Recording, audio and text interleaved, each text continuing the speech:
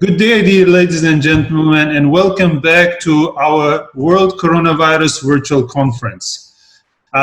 We had an amazing session. An upcoming session I'm really super excited about because I think it is affecting every and each individual.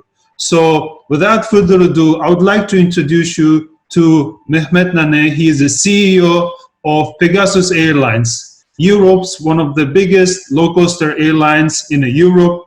And Mehmet Bey, nasılsın? Thank you very much for joining. Thank you. Thank you, Pegasus Bey. Have a nice day. Have a nice week. Thank you, Abi.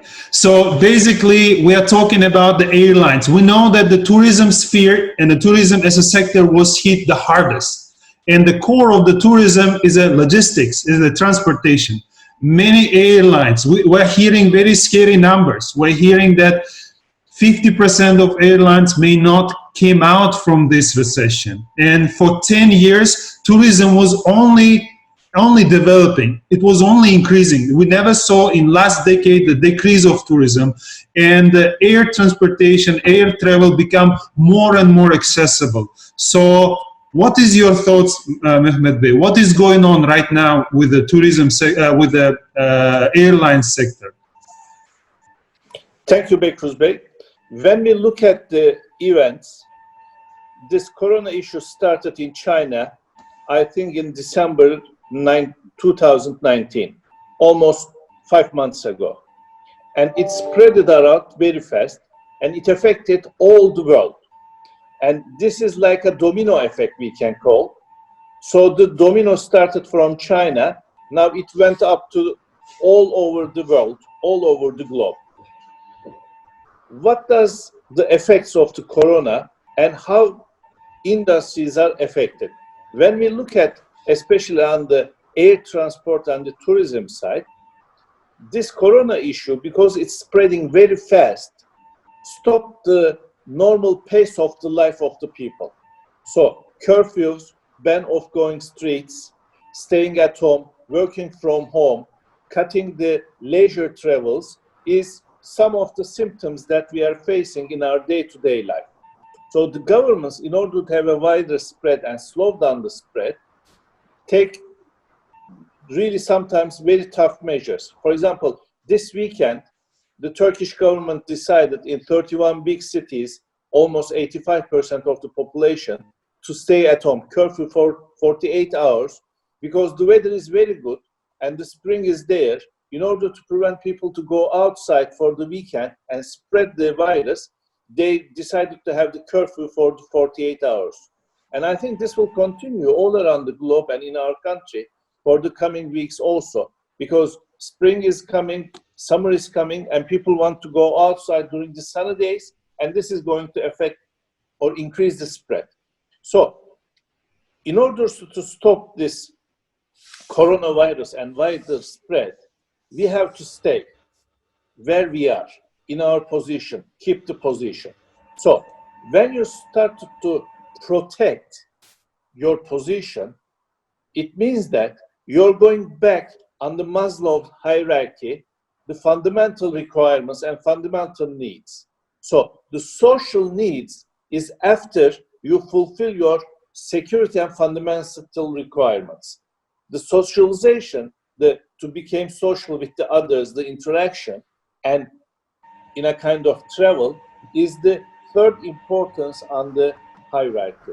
So people is also not willing to travel, not willing to move unless they are forced. So this is very important.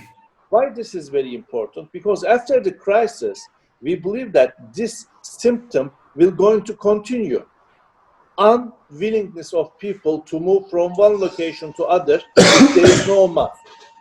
So for this purpose, I divided the crisis into two parts.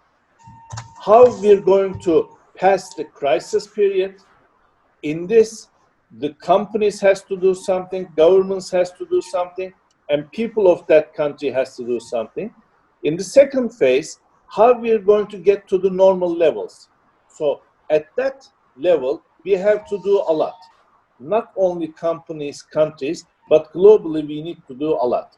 So when we look at from this perspective, people, because they don't want to get infected by this virus, going to slow down their pace of life. The business is going to continue, but the normalization back to the normal will going to take some time in the tourism industry, in aviation, and the life is going to change a lot. For example, in the aviation industry, a major part of the travels are coming not only from the leisure but business travels. During this Corona days, we learned that we can do the business like we are doing with you here, from Turkey to Uzbekistan. There is no need, unless something urgent, or if there's going to be a signature, or if we want to see, or if we have to physically do something, to travel for the business purposes. Or from the domestic, internal to the city, from Istanbul to Ankara, from Istanbul to Izmir to Antalya, we don't need to travel. We can do the stuff by the teleconference or talking on the phone. So this will slow down the pace of the business travel also. Leisure travel will recover, will recuperate, but the business travel is going to affect from this a lot. So people learn doing new ways of business. So what's going to change? The demand is going to be there, but with a time interval.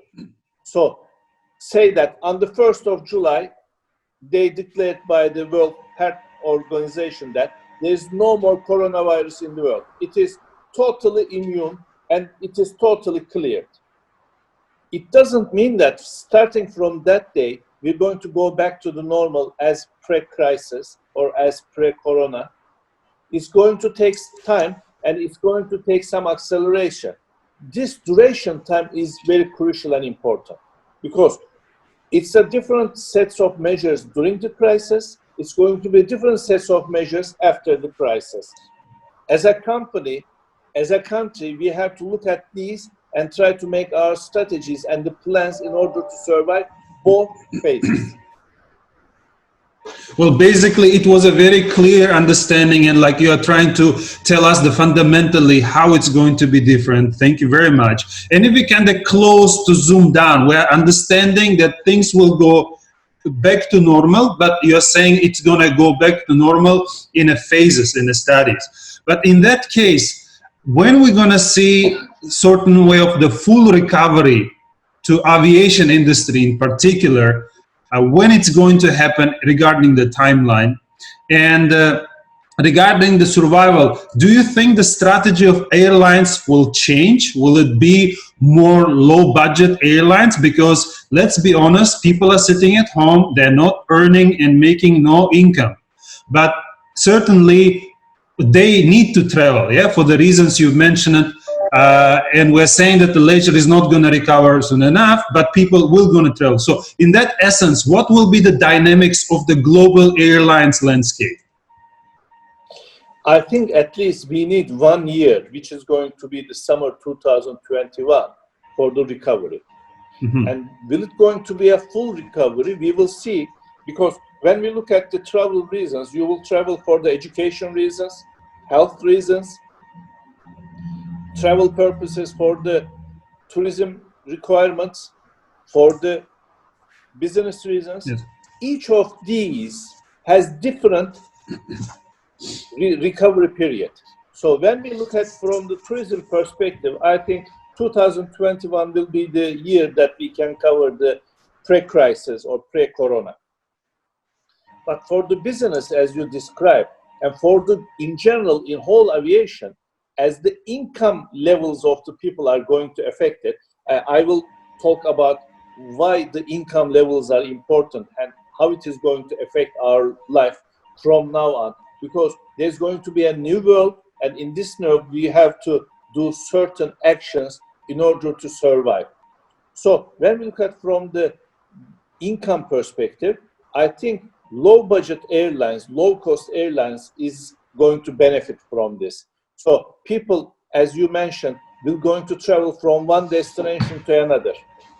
But because of the low income to the family, to the business, they're going to choose the best available option to travel. So they're going to give away from their business flights they're going to give away from their leisure and expensive habits, so they're going to move towards the cheaper flights. And when you talk about the cheaper flights, budget flights, low cost is coming to the screen. So low cost airlines will going to benefit in this compared to the legacy airlines more in the future because of the less income to the household. So the income is going to be very crucial in the, I think, coming decade for the whole globe.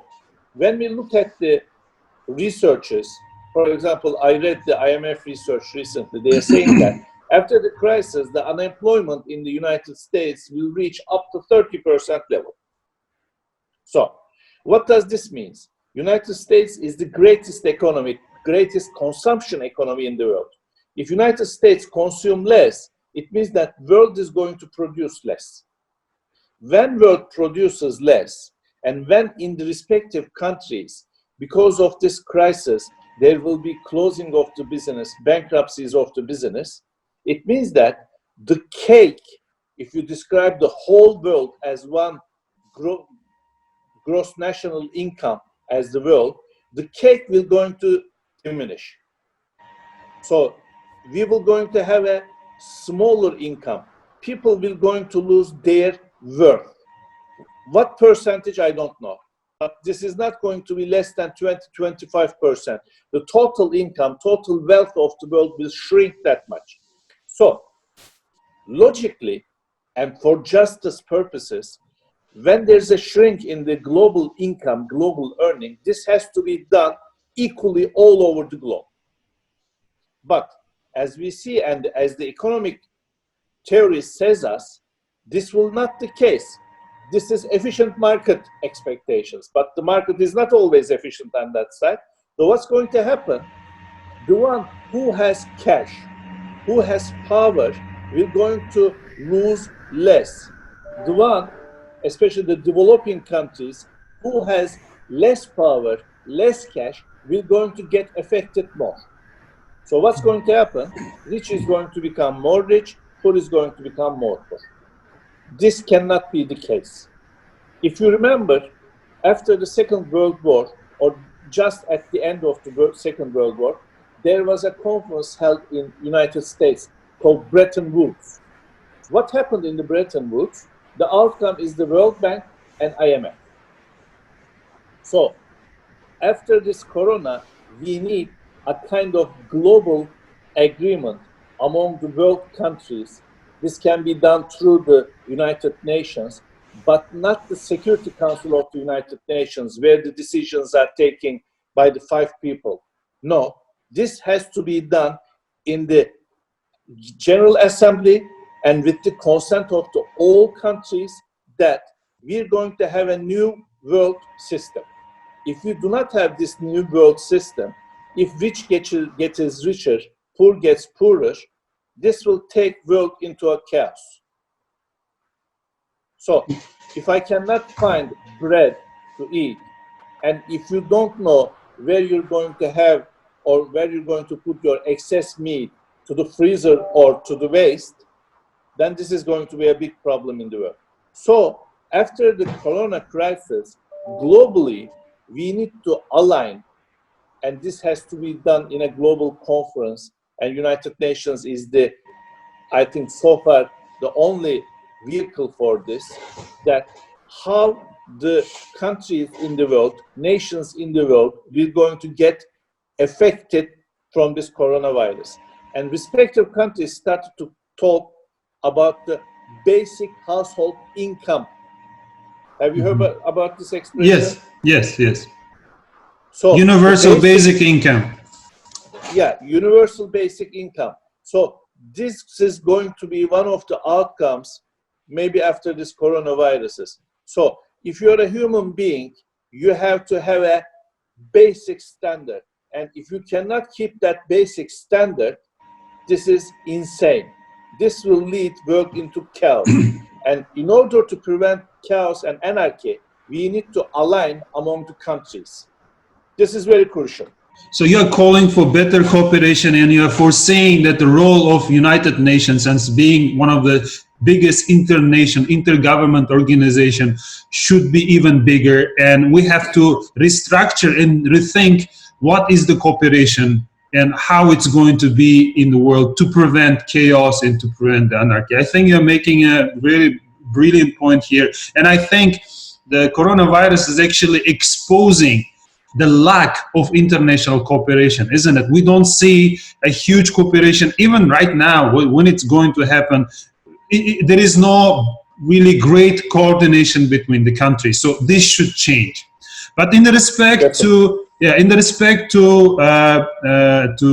airline system, what the Pegasus strategy, if it's not top secret information, so other CEOs around the world who are running the other airlines, if there is something, a lesson you want to share, and how Pegasus is coping up with COVID-19, how it's repurposing. Maybe you're directing to more of, let's say, logistic of the goods rather than people, or are you keeping it low, or like right now with oil prices is cheap, are you buying the oil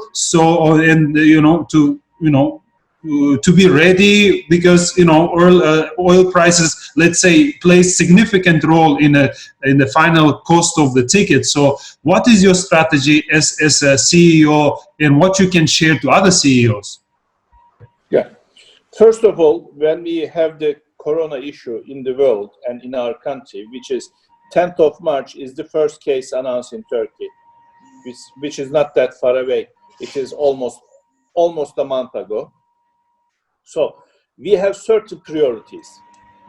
I think as the CEOs to manage the companies, we have to take certain decisions.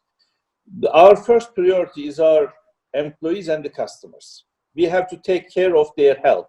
So we take the required measures to keep their health in a better position. So increase the number of disinfection of their lives, and we started to took certain very tight measures within the company and within our aircraft. So what we have done, we started to use, for example, in our office, the nanotechnology disinfection. It means that 90 days, when you apply that into the surfaces that people are touching or the common areas, it is effective 90 days, and this disinfection is valid there for 90 days. For the aircraft, we are disinfecting the aircraft with a new methodology, which is not the drops, but the evaporation of the disinfectant. Mm-hmm. So this is valid for 10 days, but we started to disinfect the aircraft in every 7 days. Deep cleaning every single night. So special systems. In our office, if you have time, I'm mobile, I can show you what we have done. Please, that would be fantastic. The entrance of every single, corridor, we put disinfectants, the face masks, and hand gloves. I can show you at the entrance of our corridor. Look, I'm walking. So this is the set of the documents that we have. The disinfectant, the face glove, and the hand glove. So, and we ask our people that they can take as much as they want. Also, we distribute every single employee. We have 6,545 employees with pocket disinfectants, and we have a liter disinfectant, so they can use the pocket disinfectant in their pockets. So I can show you mine. So nice. This is the pocket. It carries 100 milliliters, and they can refill this whenever they need or whenever it is empty. So this is the first care. In our aircraft, we have these measures also. In the terminal, we spoke with the management company. We put every single gate the gallon large disinfectants, so people can use those disinfectants while they are entering the aircraft. And in the aircraft, if they want to have the face mask, we have packages of face masks that they can use. These are the humanitarian measures that we took. On the financial side, because we stopped flying on the 28th with the decision of our government, we have 82 aircraft at the moment, and those aircraft are not able to fly. All of them are grounded. First, we made the plan to use this time better. We started our maintenance program. So we are running a strong maintenance program in order to be ready for the summertime. So we believe that as a company and as a country, and I'm also chairing the Private Turkish Aviation Companies Association. So our expectation that if everything goes smooth and if we reach a plateau on the effectiveness side of the corona measure on the health side, I think we're going to have the Ramadan fast on the last week of March. So the domestic travels will start not at 100% level, but it starts at least half of 50% levels pre-corona days. On the last week of May, if everything goes normal, if we reach the plateau on the infection side, and if we start to go down the slope. So the second important period for the domestic travel is the second half of the June, which is the end of the schools and starting the summer season.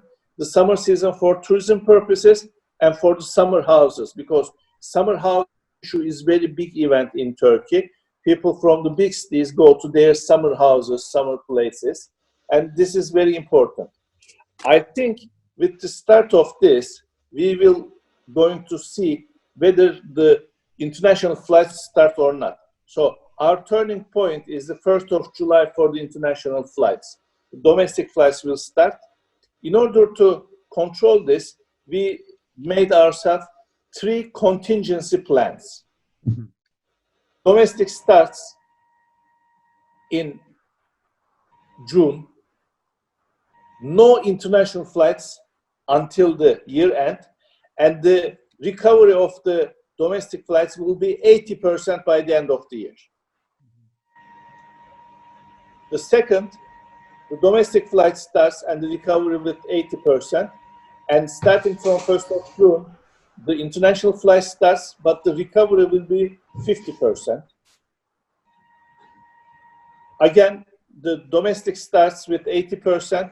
The recovery, instead of 50, by the end of the year comes to 70%. So only half international, domestic flight, no international flight, 80% recovery by the end of the year, 50% international, 80% domestic, 70% international. So these are the 3 scenarios as of today, and according to the information we have today, we are working with the team and try to recover our operations. For these purposes, of course, when we start the operation, we're going to start the new campaigns in order to facilitate and motivate our customers to fly with us. We're going to start with the campaigns. And of course, if there's an opportunity, also we would like to carry the cargo flights. And we started certain cargo carrying flights because our aircraft are staying there grounded, idle. And if they work and if they started to at least make the daily expenditure of per aircraft because of the financial expenses of the aircraft, if they recover that financial expense, because currently we are from our own pocket, so it will be at least a good start for us. So we are following the certain scenarios, domestic and international flight recovery, and try to bring additional business such as carrying cargo. Understood. So as I know, Mehmet Bey, correct me if I'm wrong, you are also a board of International Aviation Transport Association. And yes, is there IATA. So is there any protocol by IATA? What IATA is recommending? Is it like finalized, or what's going on in international level? As you were saying, the cooperation is important. So in what level of cooperation we're seeing from IATA, what they're recommending? Will it issue any protocol for other smaller or bigger airlines companies? IATA is announcing sometimes weekly, sometimes bi-weekly reports, and for each region detailed reports, and for global, a compact report. And in that report, they are first of all sharing what the countries, respective countries in the world are doing in order to prevent the effects of this coronavirus. So they're sharing the information. We can see from the other countries what the governments and the companies are doing. Second, they are also lobbying on behalf of us. For example, they had a big lobbying on the GDS side, on the Eurocontrol side, in order to postpone the payments to the Eurocontrol. Mm-hmm. And also they are working with each country in order to lobby and how to have a better aviation system after this corona issue. So for this purpose, they are announcing and they are publishing detailed reports. One of the recent reports that they published last week, they are warning that the total loss of the aviation industry, according to today's figures or today's measures, will going to be around 252 billion USD. And the total job loss will be around 25.6 million. When we look at this figure, 11 million is coming from the Asia, 5.6 million is coming from Europe. So they are giving these information to the respective countries in order to let them to take the required measures. So as a global organization, they are sharing very effectively their information and lobbying on behalf of the industry in order to have an industry after this corona crisis. Because these are huge numbers of job losses and the wage cuts, and we started to see certain bankruptcies in the industry. So in order to prevent this, we need to share the information, and they are doing this sharing and lobbying on behalf of the industry in front of the governments. They are sending letters, each and every country, aviation industry, tourism industry, Minister of Finance, and at the presidential and the prime minister levels in order to protect the future of this aviation industry. Understand. So what kind of measures are you as a company, as a Pegasus, are taking? Are you keeping all your employees? What is your policy of retaining the pilots as well as the stewardess? And I know that it's not a profession you can recruit in 3 months. It will take a dramatic time to retrain a new one. So how are you retaining your employees, sir? Our number one target, and this is also our board's target and our management target, is to keep all of our employees as is and pass the crisis together with them. So we don't want any of our employees to lose their jobs. Of course, in order to do this, we need to take certain measures. What are those measures? For example, unpaid leave can be an option, but our government currently is supporting this unpaid leave. And they are saying that instead of taking an unpaid leave, let us apply. They started a scheme, short-term payment scheme. And if you apply to that short-term payment scheme, and as I heard from the news that 2 million people, companies applied, and we applied for our employees also, the government is going to pay 2/3 of the monthly salary. Mm-hmm. There's of course a cap, but this is going to cover most of the low and medium income earning people, and we're going to provide the 1/3 of the rest of the monthly payment. So by this way, the government is supporting unemployment and reduction of the unemployment. They don't want any unemployment in the industry or in the country, and they are supporting the companies in order to not to redundant their employees. So as a company, even before this, we decided not to redundant any of our employees and try to pass this crisis together, hand in hand. But everybody has to contribute on this. For example, in order to show my contribution, I declared that I'm not going to take salary for 3 months, starting for April, May, and June, and I will work in the office. As you can see, I'm in the office, but I'm not going to take any salary in order to show my contribution to this issue, because if we cannot contribute today, we might not have a company at the end of the day. So each employee, according to their income level and according to their resistance level, of course, if you are a minimum wage earner, your resistance will be small, but in order to keep our jobs, we have to contribute something. Without contribution, if you remember, I said that the income will going to shrink in the world between 20 to 30%. Yes. If we cannot afford that, we cannot survive. So we must need the companies in order to have employment. So if you want the full salary at this moment, which the government is supporting for that period, you might have it several months, but later if there's no company, you might not have any further salaries. So we would like to pass this period together hand in hand with our employees. Our government is helping and supporting us, and our employees is supporting us. So hand in hand together, we're going to overcome this crisis period. Excellent. I think this is a very good strategy, and I think that the government support is very necessary and essential, but at the same time, pitching in with the government, your own company, taking care of your employees is very important, because in the end of the day, we don't want to go into a deeper recession, because if we don't take measures today, we might not recover. As you see, in the end of the day, we might not have that companies and the spheres, and we have to again start, like, it's going to take us back to 10 years. So yes, this is very interesting. And what I think, the next my question, and after that we may somehow summarize it, because I know you're busy, and under this situation you have to have a lot of crisis management at the moment. So my question comes from a customer perspective. Will it affect on a ticket prices? Will the traveling become more expensive for now? So how the pricing policy is going to work out? I can say it depends. Mm-hmm. Why it depends? Because if you're going to keep the social distance after we started the flights, it means that we're going to carry less customers. So what's going to happen? There's a fixed cost of an aircraft moving from one location to other. If you look at the hourly cost of the aircraft, you have to distribute this among the number of passengers existing in it. So I think for a certain period of time, because of this social distancing, the tickets might be expensive, but we're going to see how it is going to happen.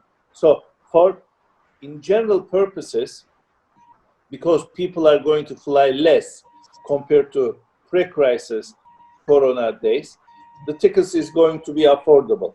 But because of this social distancing issue, I think the tickets might be a little bit overpriced compared to the previous, but for a temporary period, I can say. Understand.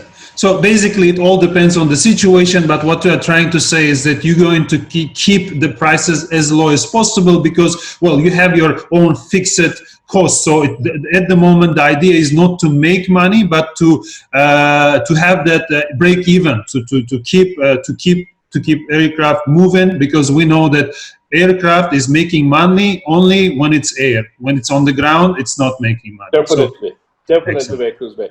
This is the right terminology. Thank you very much.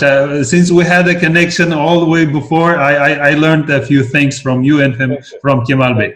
And which takes me to the ultimate. I think this conversation is very interesting, and we can learn more, and definitely there is a lot of things to learn. But in summary, what would be your message, and whom you would like to send this message? There is an opportunity for, tell maybe your peers, maybe to other CEOs, maybe to government leaders, or maybe to other people. Like, I don't want to burden anyhow or make the framework. So what is in your heart? Please, if you tell us in general your message, we would appreciate, sir. So first of all, I would like to give the message to our employees. Our employees are very important for us. And if you want to have a company, you have to have your employees.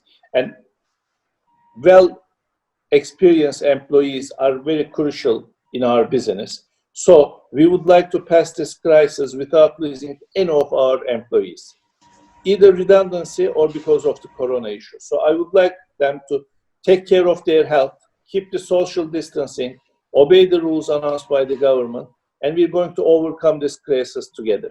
For our respective customers, we take care of them. We really miss them. We want to carry them in our flights. We want to see them in our flights. But please, we want to see you in our flights live.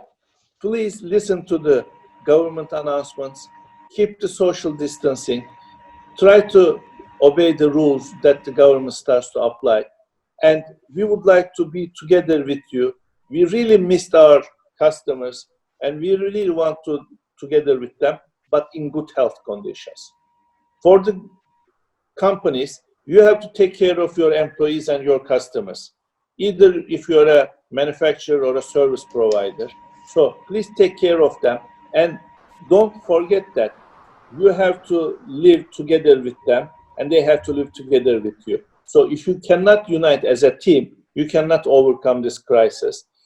When you're sharing the pain, you have to also share the gain. Only sharing the gain, not sharing the pain is not enough. So you have to share the pain and the gain at the same time. Don't forget this. For the governments, there are two phases of this crisis. Passing the crisis and after the crisis.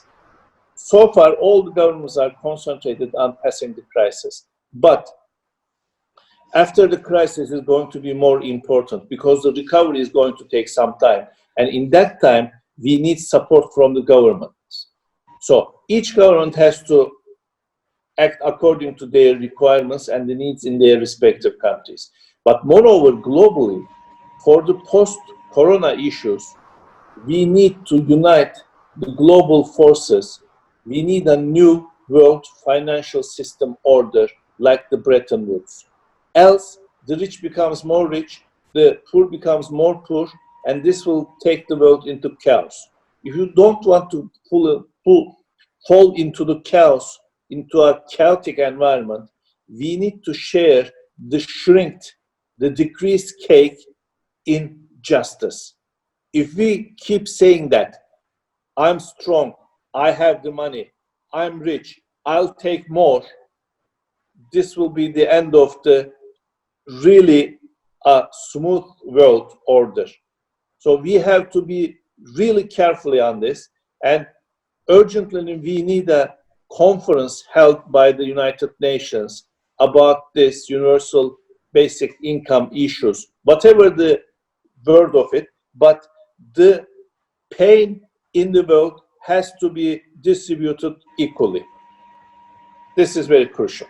I think it's a very powerful message. Yeah, thank you very much. It's a very powerful message. And I think I have to just add a little more and ask you, because I know that the Pegasus is like one of the best low-cost airlines. I know it because I learned and I cooperate with you for many years. And I know that you have a very good strategy. I always dreamed that your company can start operating. And I know that you have a bigger plans for whole Central Asia, and especially Uzbekistan. So will we see Pegasus Airlines in Uzbekistan in the near future, sir?